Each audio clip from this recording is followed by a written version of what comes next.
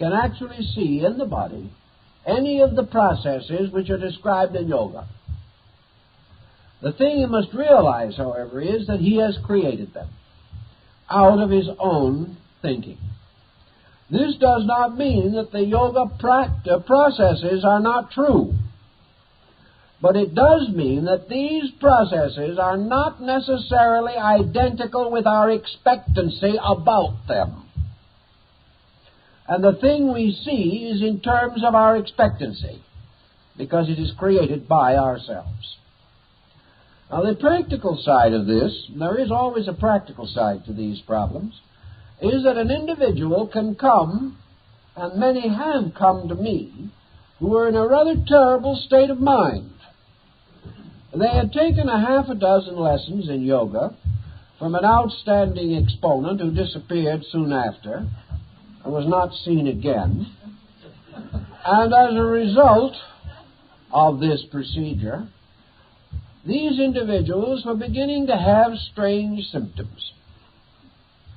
And the only thing that they could finally decide was that their interior yogic chakric system had been badly mistreated by one cause or another, and that therefore they were in a horrible state, and about the only thing they could hope for was better luck in the next incarnation. These people described all of the unhappy symptoms which they theoretically assumed would accompany yoga. They insisted that at some time when they were least expecting it and really weren't even looking at that moment, this tremendous power of the Kundalini surged upward like a geysering oil well, burst into their brain, went out of the top of their head, and took their common sense with it. Now, this situation actually happens. People under such conditions are quite naturally frightened to death. And from this situation has arisen the belief that by wrong practices or by incorrect guidance, a great spiritual injury has been performed.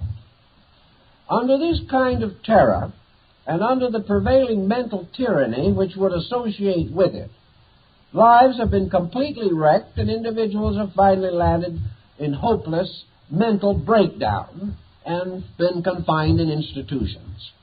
Actually, the chakras were not touched, moved, or involved,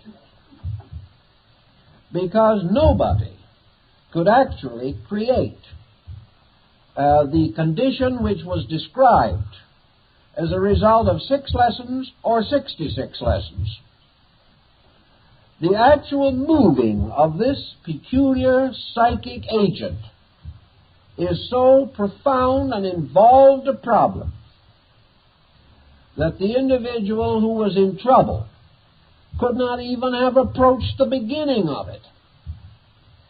What they had actually done was create a complete mental chain of chakras and blown this apart with their own fear. Now, this type of thing can happen, does happen, and another individual, incidentally, with a little psychic vision, might appear to see what they have seen, and they can get confirmation, because their own thought form has set up these etheric thought patterns, which can be seen by another person. But the fact they can be seen still does not make them so. For in this entire phenomenon of mind, there is nothing that the mind testifies to that is finally true. This is an amazing but important fragment of philosophy. The fact that the mind has decided it is in itself prima facie evidence that there's something wrong with it. Well, the only truth is that which the mind cannot conceive. And the mind is, at best, an organ of diminishing error, in which by degrees we can overcome its most flagrant mistakes, but we cannot overcome its final mistake, which is self-existence, until, as the ancients believed, we had achieved the samadhi, or the final union with absolute being. So in the chakra problem, we are dealing with a series of symbols. The actual process in Tantra, in the higher schools of Tantra, was not the idea that by means of will and mind, the individual was to change the structure of the chakra. The chakra is a condition. Conditions are not changed by will and yoga. Conditions are changed essentially by a kind of gradual transformation of value. Thus, the meditation significance of the chakra is very simple. The purpose of it is that man shall gradually experience the mystery of the era, by means of which the energy associated with the chakra is locked to a false usage. The purpose, therefore, is not to influence the chakra, not to force it, not to gain a valiant victory over it. The purpose of the meditation is to remove the error related to it. Now, the error related to the chakra is always the error of the use of energy. The chakra represents a pattern which has a true purpose and a false purpose. While it is negatively bound to the network of the nervous body system, the chakra is not fulfilling its essential purpose. For each of the sensory perceptions has as its final purpose the mingling of itself with all others for the attainment of the process or achievement of illumination or cosmic consciousness. This is not possible because in each chakra the consciousness factor is locked on the side of phenomena or on the side of physical function. Thus, every energy that is falsely bound to a physical process must be liberated in order that this energy may return to its proper state. And when the energies of the 7 sensory factors are all returned to their proper state, the result is illumination. It is the holding of the energy to false usage or to inadequate usage, or the locking of the power of this energy away from those procedures which are natural to it and essential to its function. This is what the Yoga Chakra School seeks to understand and correct. So we have the releasing, or the so-called opening of the centers. This opening is, and never can be, associated in itself with danger, because good can never be dangerous. Furthermore, by its own various procedures, these chakra energies have to be released in order, in sequence, and by degrees. And the energy of even the least of these chakras has to be released in 4 stages. And in some of the chakras, the energy has to be released by 16 stages. In others, by 12 stages, but none less than 2 stages. And in the body itself, the number cannot be less than 4. The only one that can be less than 4 is the Ajna chakra in the forehead, which is of 2 petals only, and represents the one exception to this rule. But each of these is released by the meditation upon the meaning of the letter upon the petals. Now, this has to be done by knowledge, by an actual factual awareness of facts. It is no more possible to go somewhere, sit down, and close your eyes tightly and go to work on this problem than it is to fly to the moon without mechanical help. With mechanical help, we may make it. But we still will not be able to solve the mystery of the moon in the chakra. And there is one there.